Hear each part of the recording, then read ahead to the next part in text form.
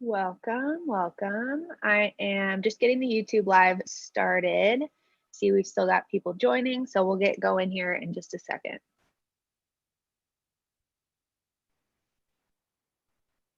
We are live. Yes. I will mute myself earlier this time. All right. Cool. So thank you guys for joining us for the third session in our staff-hosted webinar series. Today we have Tim Doubleday, our VFX product manager, here to talk about the Shogun 1.5 update that just came out yesterday, so perfect timing, and to walk us through some of those new features. We have the Q&A section open, so you can submit your questions throughout the presentation, then we'll answer those at the end. We'll have a couple poll questions that you'll see come up in the second half. And then before I hand it over, we have two more in this series. The Accuracy Project update from Tim Massey is next Wednesday. And then we have Dr. Tom Shannon on November 11th talking about the overlap between clinical research into animation. So definitely a couple great sessions coming up and hopefully more in the future. So stay tuned. But with that, I'll hand it over to Tim. Great, thanks, Alicia. Hey, welcome everybody. Thanks for coming. I just browsed through the list and I see so many familiar names on this webinar. It's kind of a new thing for us, obviously, because we've been working during lockdown, during COVID times, and not being able to go to trade shows. So it's nice to see some familiar faces. But yeah, I look forward to meeting you again in person and being able to talk about all things Shogun. So as Alicia said, you probably saw the email come out last night. Shogun 1.5 has been launched. We launched it yesterday. And I just thought I'd take this opportunity to go through a number of the features that we've added. Obviously, I don't have access to a live system. I'm not actually at the Imaginarium, fortunately. But so I'm going to basically be focusing on a kind of more offline workflow, particularly in Shogun Post, and looking at retargeting. So obviously retargeting is a well-used feature within the industry, and I think it's since I've joined Vicon, it's really about bringing some of those retargeting features people are used to, say in Motion Builder and other parts of other pieces of software into Shogun. So who am I? My name's Tim Doubleday and I'm the VFX product manager. I've been at Vicon nearly 5 years now, and before that, the guy on the right, the top of the right, used to be my boss, Andy Serkis. Yeah, I was very lucky to get to work on some amazing projects with him and the team at the Imaginarium, and really kind of hone my production experience and work on titles like Star Wars. And I really like this picture because Andy looks so menacing and so kind of mean. I like to think this is the pressure that he's putting on the motion capture industry. Like, come on, we need more features, more stuff. But in reality, he was the complete opposite, right? He's just a really down to earth, lovely guy. Obviously, very passionate about his craft, and yeah, a pleasure to work with. So, as I mentioned, Shogun 1.5 came out yesterday. There's a number of features that we've added both on the live and the post side. And I'm just going to go through some of them with a quick kind of demonstration of what these features are, and then we're going to kind of roll into retargeting. And we've got a couple of polls to try and kind of gauge what software pipeline you guys are currently using at the minute. So I think obviously that's really important. We need to make sure that these features that we're adding, make sure they hit your needs and that they're supplying, so that you can do these kind of cutting edge shoots using retargeting, using real time, and hopefully using Shogun. So you probably saw the social media buzz around Vantage Plus. This is our new upgrade to all Vantage customers, and it's a firmware update that you download from the website. And what it allows you to do is run the camera in high speed mode, so you can run up to with a V16, kind of run up to super high frame rates. Well, any Vantage camera really. And what we're doing is we're subsampling the sensor, so we're not changing the field of view, which is an important factor here, but we're kind of sampling the amount of data that we're pulling off that sensor. All it allows you to do is run at much higher frame rates, like I say, and capture much faster movements. And part of that within Shogun was a feature I know a lot of you have kind of been asking for or support for, which has been able to capture fast moving props. Now, this isn't just tied into Vantage Plus, but it felt like a nice kind of addition within that release. So you'll now find with Shogun 1.5, you can capture incredibly fast moving props. And I'm just going to switch to one of my many screens and show you this in action. So here's Shogun Live. This is Shogun 1.5. I'm using our virtual system. So this is a tool to basically mimic having a live system connected to, you know, obviously I'm working from home at the minute. And if I just stream this data, what it basically do is stream the X2D data. And here we can see this data is actually captured at 240 Hertz using the high speed mode. I just up the frame rate here. And what you can see is it's managing to track that data at incredibly fast frame rates. And obviously this is something that I think it's going to be really beneficial if you're capturing, I don't know, sports moves or, like I say, anything with very fast props and so on. So we'll just pause the data here and go through it. So 240 frames, it's a lot of data, but you can see that with Shogun, you can track it and you can, you know, we're still getting things like the finger tracking and we're getting occlusion fixing on top of that within that system. And like I say, it's a free upgrade, so you'll see it with the new version of the firmware, and you'll get that feature for free. Okay, so let's switch back. Another key feature within Shogun Live that we've added is a 4K video workflow. So I appreciate we can see them on the screens here in the background at Imagineum. Having reference videos is a key component to any shoot, right? You want to make sure that not only are you gathering really clean data, but you've got reference footage to back that up. So that's important. Things like editorial, making sure that the team further down the pipeline have good reference to what was captured. But then also to the animator and to the TDs, being able to have data and reference video calibrated together allows you to do things like this. So being able to overlay the skeleton data on top of the video data. And, you know, we've been able to do this in previous versions of Shogun, but the key here is the 4K video and supporting up to 4 channels or 4 different cameras with 4K video. And, you know, you can then place those cameras all around your scene. You might have one camera as your hero camera and then 3 kind of reference backup cameras, and being able to record that data in the background.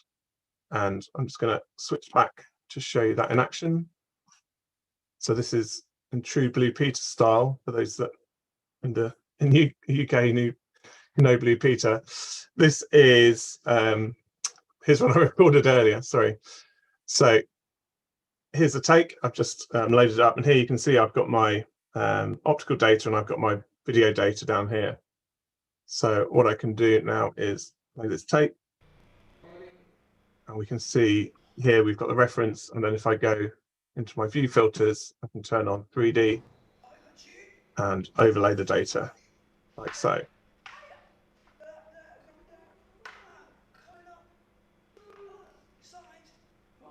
One of the kind of, you can hear the audio in the background. So if you've got an audio or mic going into your SDI camera, we record that data, we'll record that audio, and you can play it back.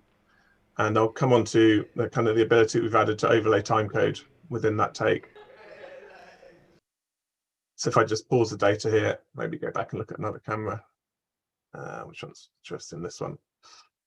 So new to Shogun 1.5, I can now scrub within the camera view.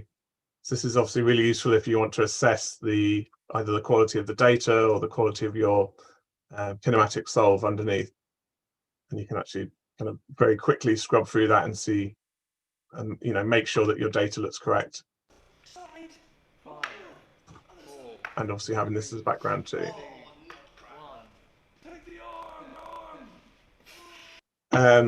So 4K video sounds great, right? Everyone wants 4K, everyone wants the resolution, but a key kind of consideration within that is the ability to have large disk spaces and able to capture that much data. I appreciate if you've used a view camera in the past, you'll have come across like uncompressed vivid format, which is, well, it's uncompressed, so it's the files are massive.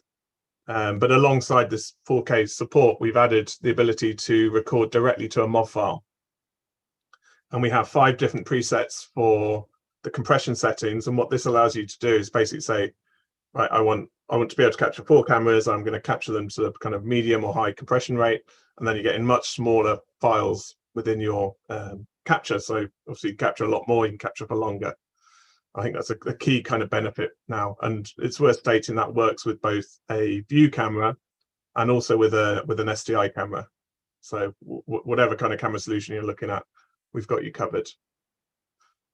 Okay, in the interest of time, I'm just going to kind of go over these extra ones here. I think you're probably quite familiar with occlusion fixing. We introduced fingers and back in 1.3, and we were very keen for customers to kind of use this new solver. But one of the kind of considerations is how that affects data quality and how that affects the fit of the skeleton. I think Shogun's known for having really good occlusion fixing, and adding the fingers was like an extra layer of complication on top of that. And it's kind of, in the last 2 versions, I hope you've seen some real improvements to that occlusion fixing, particularly around the fingers and the way we kind of fill that data when it's missing. And then alongside that, with 1.5, we've introduced a brand new systems panel.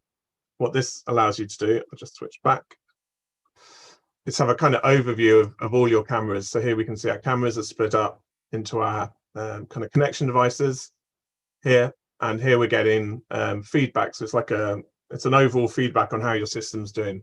So it means that during the shoot you could have this collapse and you could still see, it will tell you, oh, I've got 2 cameras missing, and so on. If I just start this again. The other kind of nice thing now is if a camera gets disconnected, what it allows you to do is quickly select that camera and either remove it or reboot it from your system. So, during the shoot, if for whatever reason a camera drops out, you can quickly get that camera back into your system. And yeah, as I said, the final part of that is the scrubbing in the middle mouse button. Okay, now onto the kind of the main focus for this webinar is really retargeting. And like I said, kind of I've had a background from animation and retargeting, been lucky enough to animate both full body characters and characters with facial capture. And I really appreciate that retargeting is, it's a key component within that workflow.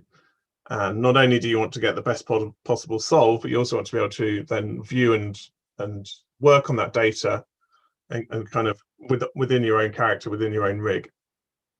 And so Shogun 1.5, we've introduced animated retargeting. What this is basically allows you to do is to key constraint weights, which I will demonstrate now.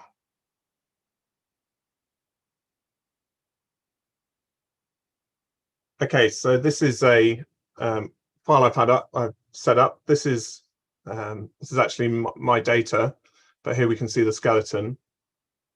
And I'm just going to remove the retargeting skeleton, kind of just to show you starting from scratch.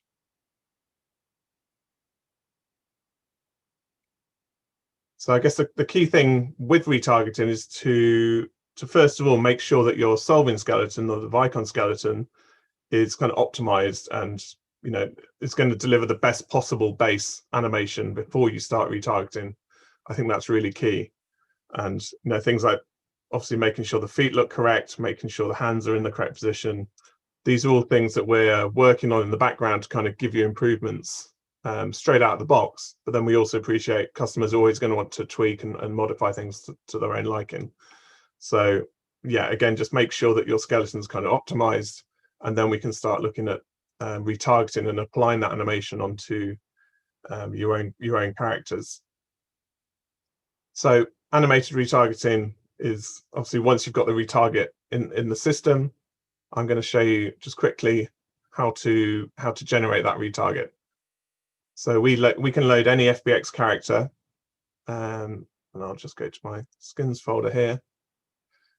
So I'm using the Unreal Mannequin because it's obviously it's an asset, it's a free asset that we can share amongst different packages, and I've got kind of different colors set up here. I'm just going to load it in.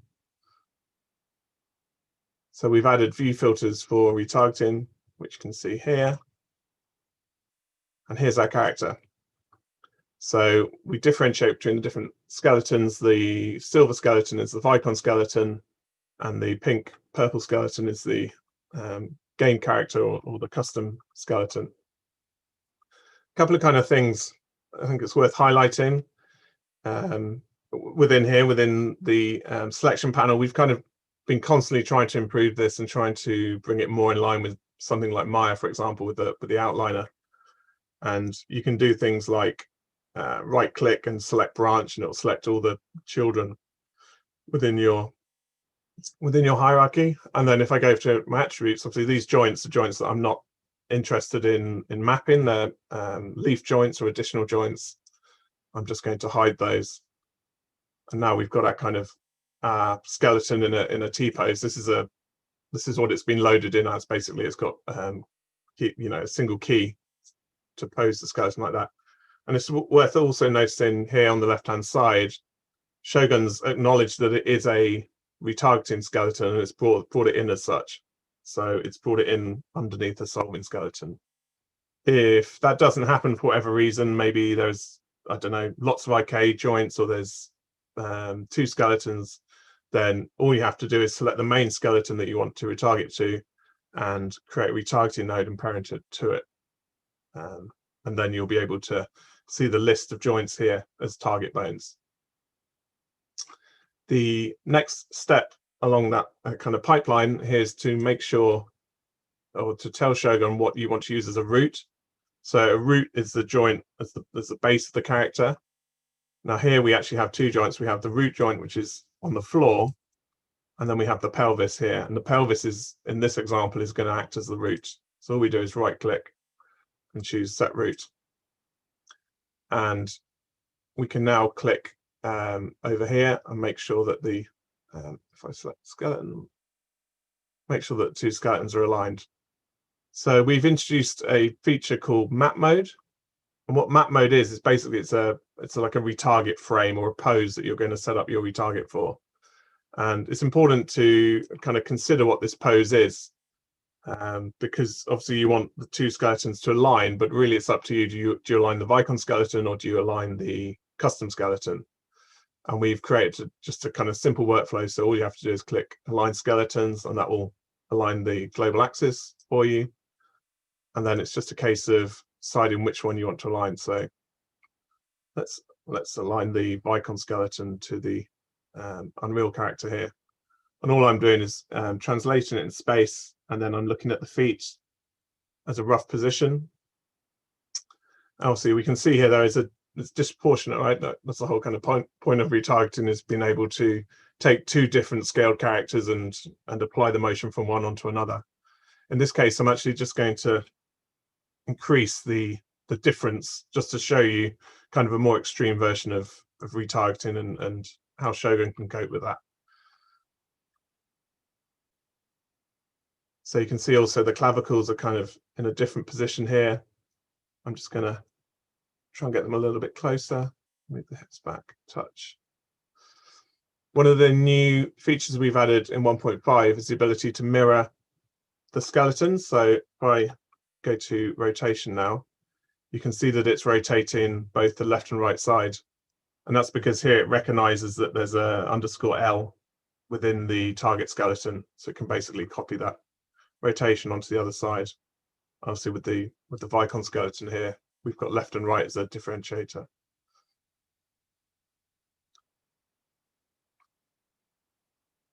Okay, so I've kind of posed both skeletons in a similar T-pose. Straighten that a bit. But like I say, you can see that the arm lengths are different, and the overall proportions are kind of different. The hips are in a slightly different position.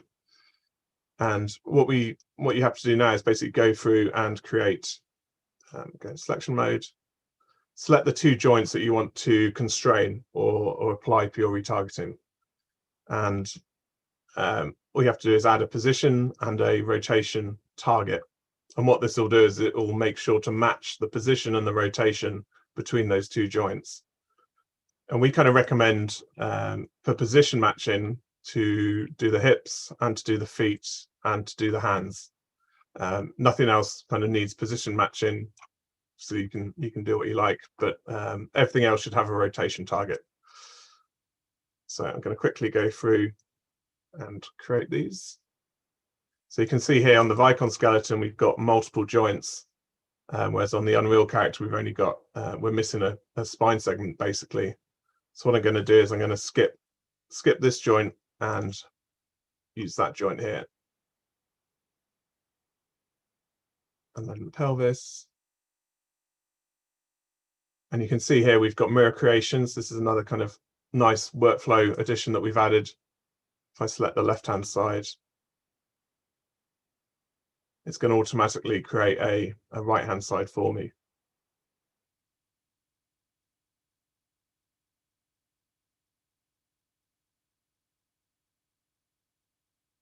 Leave the fingers for now.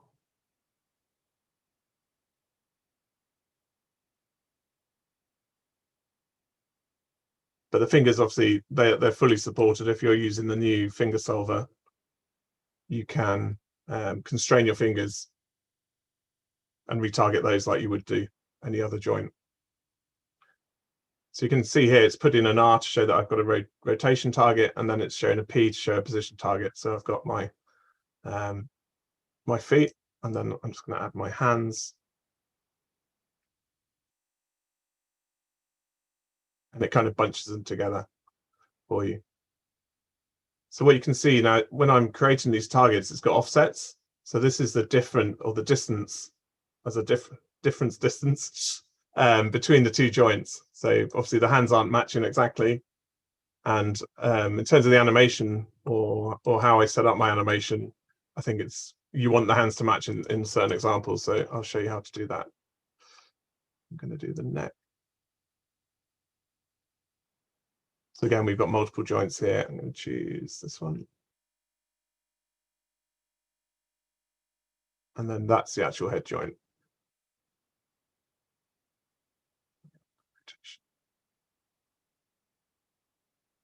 So you can go through and you can just make sure that you've got them all connected up. I'll do a rotation of the forearm.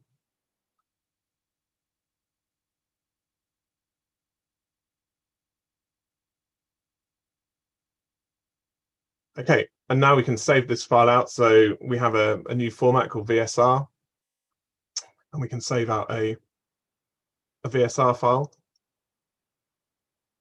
What I'm going to do is now go back to my take, to my data. I'm going to come out of map mode. Actually, the thing I should just mention is this prepare and use joints. So what this does is it takes any joints that haven't been mapped.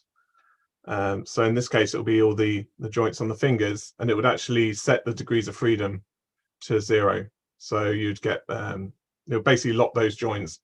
And this has a benefit, it speeds up the retargeters. So when you're not trying to retarget every single joint, then you're getting an improved performance there. So I'm just going to click that.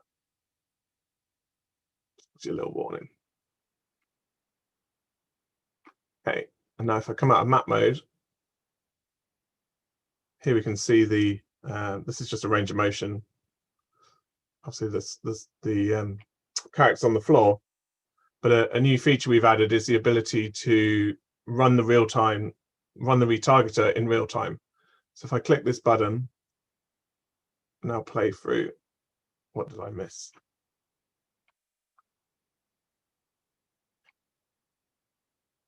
Let me just actually run retargeting.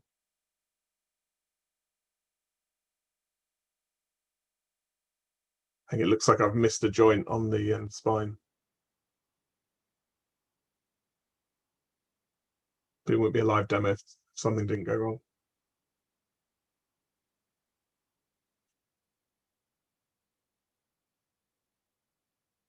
Yeah. Okay, so you can see what it's kind of retargeted the two skeletons together.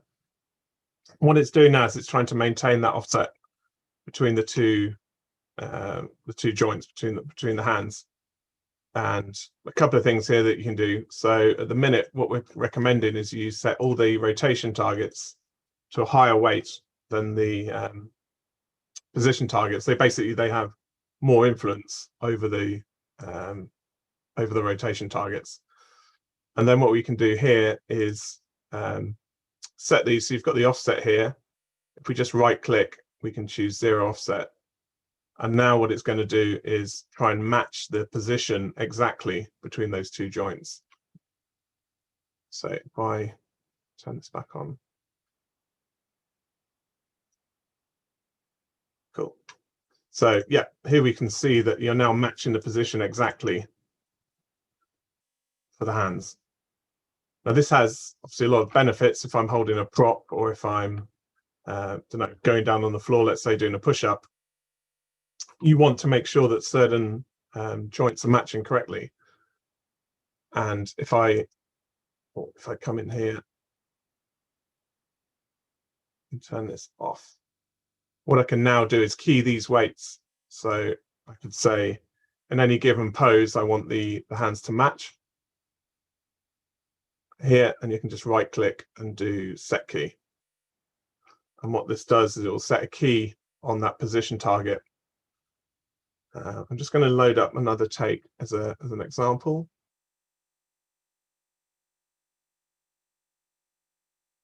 So this take has 3 of us in the shot, and we're all kind of doing a bit more extreme movements. I think it's going to be a bit more interesting. The kind of analogy here is really allowing you to edit the motion or to run a motion edit pass within Shogun. And it's something we're really keen to get feedback on and to see kind of what you guys are looking for and what other features we can add to Shogun to support your retargeting pipeline. So in this example, I'm going to be doing a push-up here. If I go to me, you can see here I've got the same retarget file. I've set my offsets to 0 and my weights are here. So if I turn interactive solving back on, what I'm going to then do is kind of show you what would happen within this pose if the weights were set to, the weights were turned off.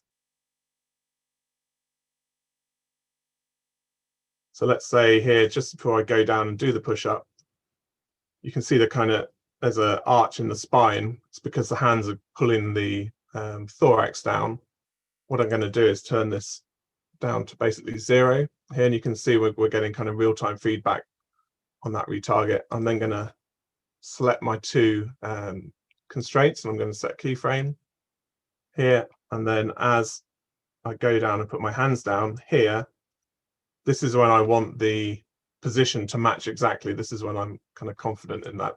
What I'm going to do is put these back up to 0.1, and now we can see the match exactly. And I'm going to set key. And now if I go to my graph view, you can actually see these keyframes. He says.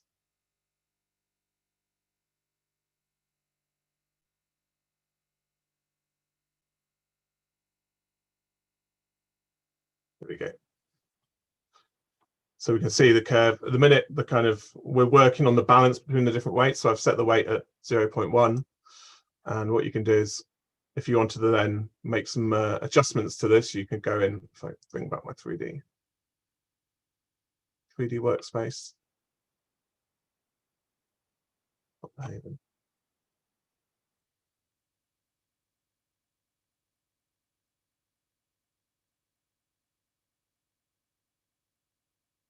Go in and kind of adjust those keyframes.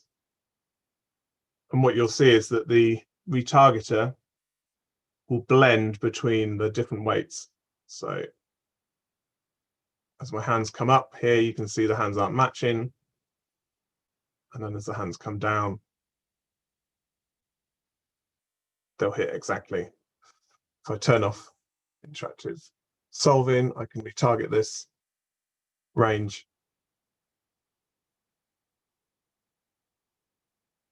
So it's really about kind of finessing the animation and making sure that you're getting the best possible look for the retarget without having to go into another piece of software.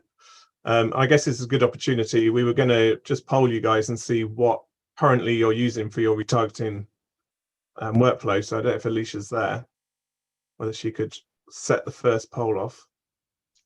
Yes, let me launch that one. So we've put some options in there. Hopefully I've got most of them.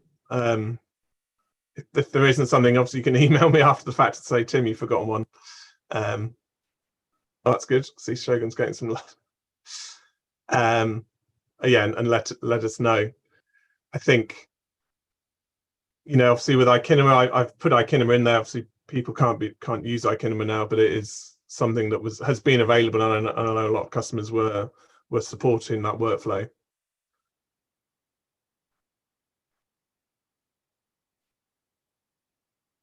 There you go. This is a new thing for us running these polls. It's really interesting. Thank you. So the majority of you using Motion Builder, which kind of I think makes sense. It's long standing. It does the job, and yeah, it's, you know, it works well in real time.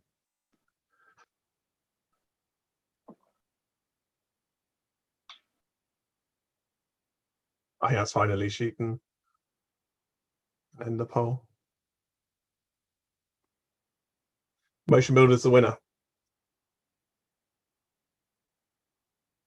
So I just want to quickly show you. I mean, obviously, I appreciate everybody is using, or the majority of people are using Motion Builder. There is a retargeting workflow using Shogun and using Motion Builder. We've just released our 2020 plugin. I know lots of people are kind of still on 2016 and, you know, maybe even 2011, God knows. But I think it's important for us to be able to support these different workflows, and we can now stream the retarget skeleton directly into Motion Builder. So this is useful if, let's say, you want to use Shogun to retarget onto a scaled version of your character and then stream that into Motion Builder, either using real time or offline, and then do a secondary retarget within Motion Builder. Let's say if your character's got much different proportions, or if you want to make use of like the constraint system within Motion Builder, you can do that currently by going between Motion Builder and Shogun. So if I delete this old character,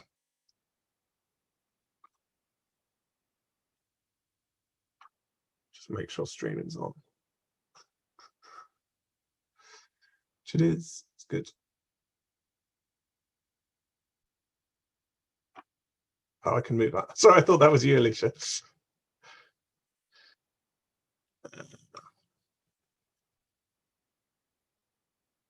Okay.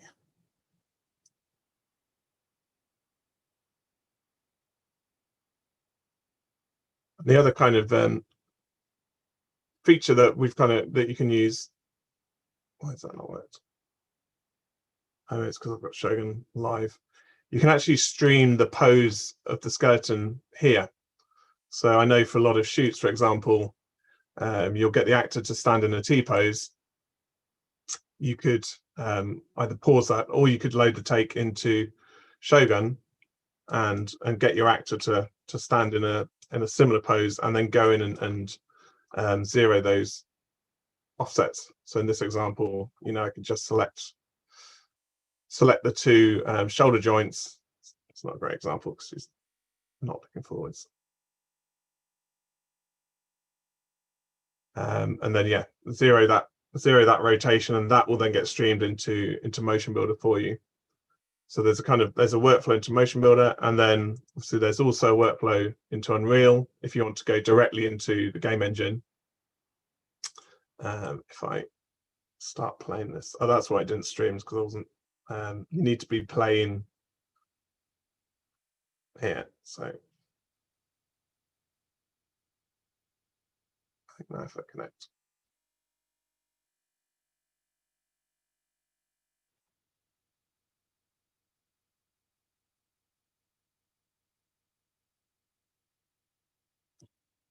So this is now streaming the retarget skeletons for you instead of the Vicon skeletons.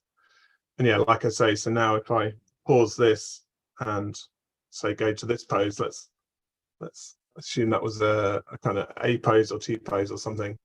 Here within Motion Builder, I can quickly select the skeleton and then kind of, that's going to work. Quickly pose the skeleton and create a character for you. And yeah, like I say, likewise in Unreal, if I start playing again, here we can stream the data directly from the retarget, from the VSI and Shogun directly into the game engine. And this has a ton of kind of benefits for latency and kind of quickly visualizing your characters as the director would expect to see them in the game engine. Okay, I'm going to switch back to presentation. So hopefully that's covered the majority of the retargeting features we've added. There's a couple of other features. We can now convert MOV to MOV. So if you remember with Shogun Live, we had the time code across the bottom of the screen. You can now use the MOV to MOV feature to add time code and to undistort the video feed. And this allows you to load the data into applications like Maya. So again, as an animator, if you don't want to be working in Shogun, you can load the take and have the video plate and the data within Maya. And we've added the ability to scrub the middle mouse, similar to what we've added for Shogun Live.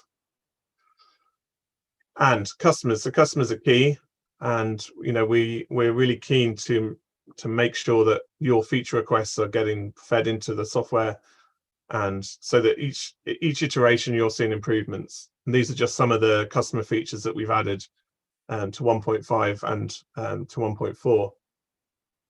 So a couple of these are kind of, I think, legacy features from Blade. Label mode selection modifier.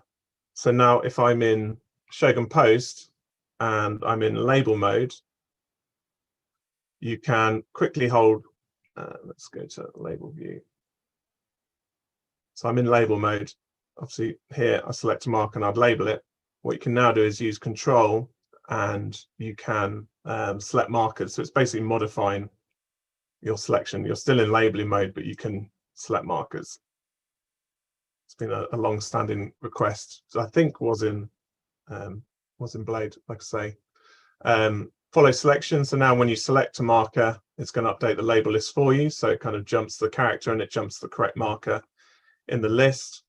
You can now separate the gap list from the main modify list. You can export the VSS. So let's say you want to go back to a previous version, or let's say you have a VSS from, I don't know, an older version of the software. You can go backwards and forwards between those. In Shogun Live, you can add a suffix to video files. So you might say, this is going to be my hero camera. This is going to be the camera in the top of the volume, and you can kind of add those names to your cameras. Like I say, we've supported this kind of workflow into Maya. I've been able to load the video plate and then mirror joint manipulation, which I showed you, all kind of customer requests. And then some of these kind of things, I think it's hard to explain, but maybe I'm sure a lot of you know about these little tips and tricks. You probably saw me do the right click select branch. I use that all the time in Shogun Post. I find it really useful. The control as a label modifier, I think it's going to be really great for people. This is an interesting one. So obviously if you've recorded data and it's got, I don't know, we've all done it. You put a chair just on the edge of the volume and it's shiny and reflective. And before you know it, you've got these giant files because you've got lots of little sparkles. We've added an import option for MCP so that you can remove trajectories of a certain length. And that really speeds up your kind of workflow within those files. Scale modifier. So this was in post and we've now brought it into live. If I quickly go in here. So if I want to manipulate a prop, for example, like this is my handle, I can just use plus and minus to quickly change the scale of that manipulator. F to focus in the selection panel. So that's in Shogun Post. It's very similar to Maya. If you select an object, it's kind of labeling mode like here, I've just selected it, and here if I press F, it's going to focus on that selection, which again I find really useful. And if you want to just export certain joints, you can just right click, select them, so on. And then finally, yeah, like I say, being able to stream the pose. So we have this kind of idea of a map pose, but you can also stream any pose within post. So whatever pose is being driven, you can stream into Motion Builder, and I think that's going to be quite useful. Okay, I think that's the end of the presentation. Hopefully you got an overview of where we're going with retargeting. There's loads of stuff we're working on behind the scenes that we're really keen to share with you in the future. And I think we're really keen to work with our customers and to help you use Shogun retargeting as part of your workflow. So thanks for watching. And any questions? I think we have one so far in the Q&A, if you can pull that up. And then if anybody else has other questions, you can put them in the comments or in the Q&A section now. Yes, the video does have burnt-in timecode, both in the MOV and if you're capturing to Vivid, it's in there.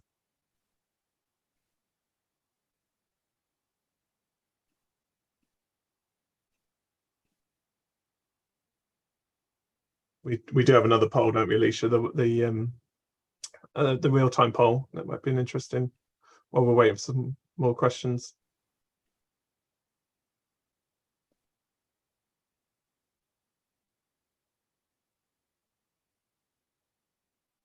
Just published that one.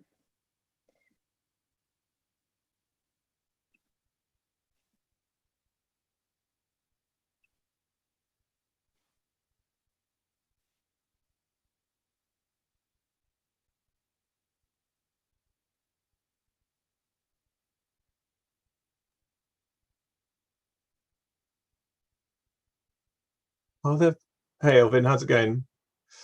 Are there plans on getting the calibration of selected objects in Shogun? Selected cameras. Is this for like recalibration or?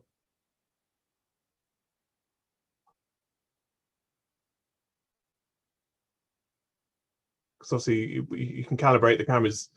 The feature we're adding for SDI cameras is being able to recalibrate an SDI camera. So you might change the focus or the zoom on the lens, and then you want to quickly recalibrate that camera.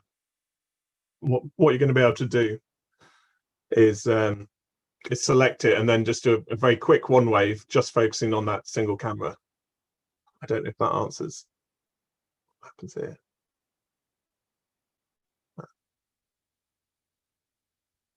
Yeah, I hope I've answered that. If not, feel free to email me. Would it be possible to do more workflow training?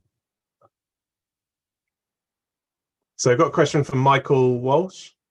Would it be possible to do more workflow training videos like this with you talking through things as you're working with Motion Builder and Unreal, as well as generating retargeting Shogun? Yes, it would, definitely.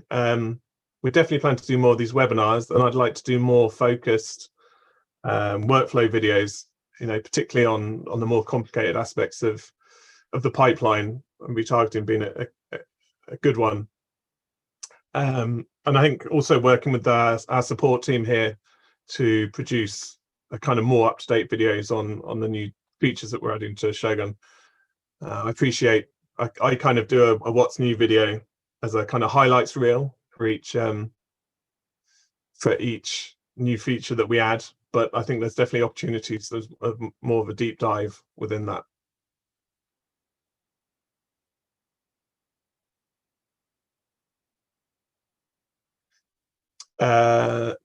Hey Chad, yes, this video will be on YouTube, so you'll be able to see me stuttering my way through the presentation. And yeah, if you've got any questions, feel free to email me directly. You're welcome.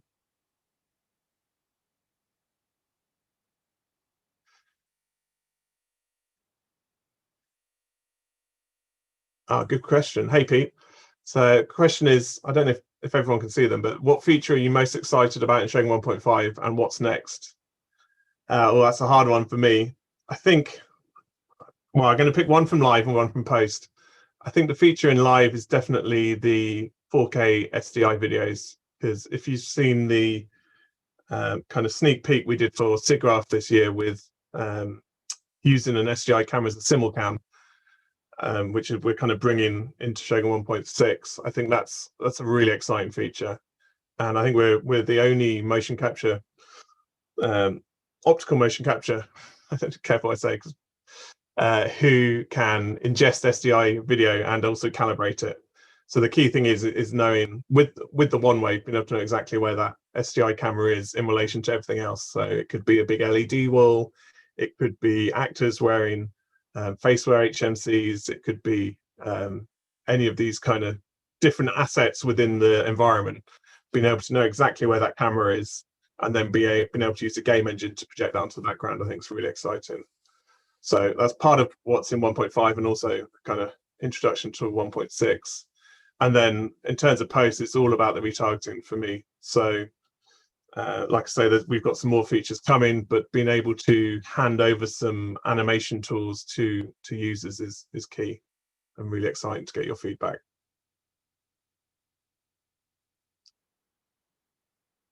Thanks, Pete.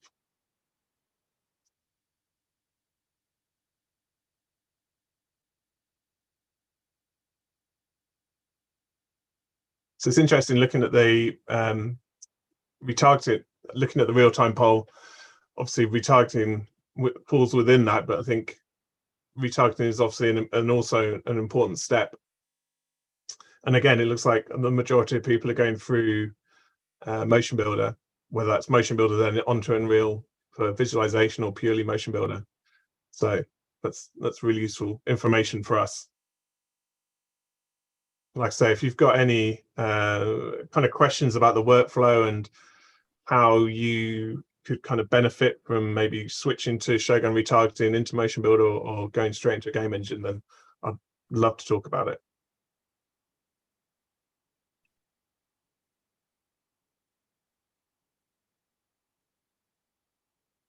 Hey, Harry. That's a great question. Have there been any improvements to Python scripting in Shogun?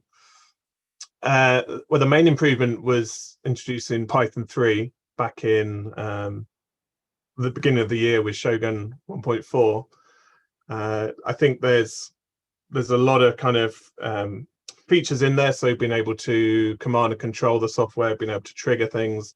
We're seeing lots of customers building their own capture tools, for example, using Python, and being able to kind of run that as a layer on top of Shogun Live during a shoot, and also being able to do things like trigger systems, where it's like I say, a faceware HMC or something like that, all using Shogun or using a kind of command and control system.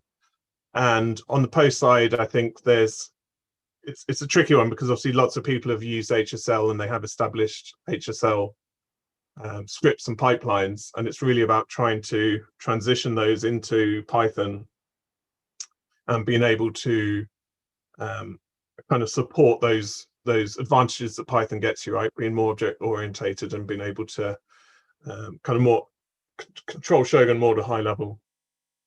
So there's some improvements definitely in 1.4, and I think there's more improvements to come. You know, I'd really like to see a solution similar to what Maya does with PyML or with their Python integration now, where you can actually call Python commands as though they were as though they were Maya commands within Maya. So you're not having to use a Python editor or an IDE. Hope that answers your question. And I sent you one more from the chat. Sent it as a chat.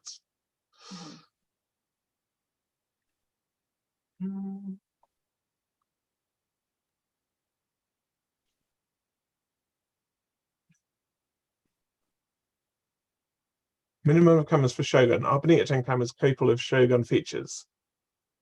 Yeah, that's a great question. Yeah, I mean, there's nothing stopping you capturing full body subjects with Bonitas. It's or Viros or any cameras really. The cameras are supported, and you'll get those advantages. So things like the real time occlusion fixing, all those kind of features are possible. I think the only limitation you might come across is the resolution and being able to capture fingers. So yeah, it's definitely possible.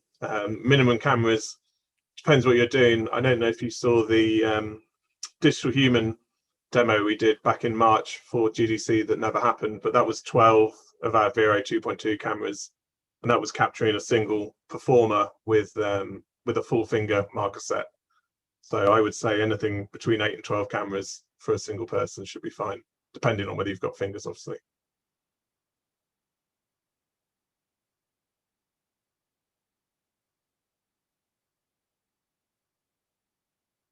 You're welcome.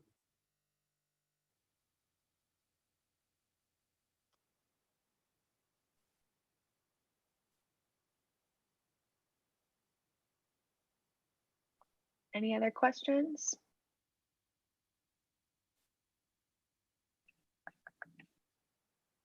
All right. Well, the stream will be up on YouTube immediately after this if you want to share it or rewatch any segments. And then tomorrow, you will get the recording in your inbox from Zoom. So feel free to email us with any other questions. Check our social channels for information on upcoming webinars and when we have new Shogun videos, those will be on those channels as well. Yeah, thanks, Alicia. And like I say, if anyone has any questions, I know it's hard in entertainment space to ask particularly technical questions relating to projects and so on. But I think, if you want to talk to me offline, I'm more than happy to talk about workflows, retargeting, anything Shogun related, really, or animation related. And yeah, thanks for coming and thanks for your time. Great. Thanks, everybody. See you.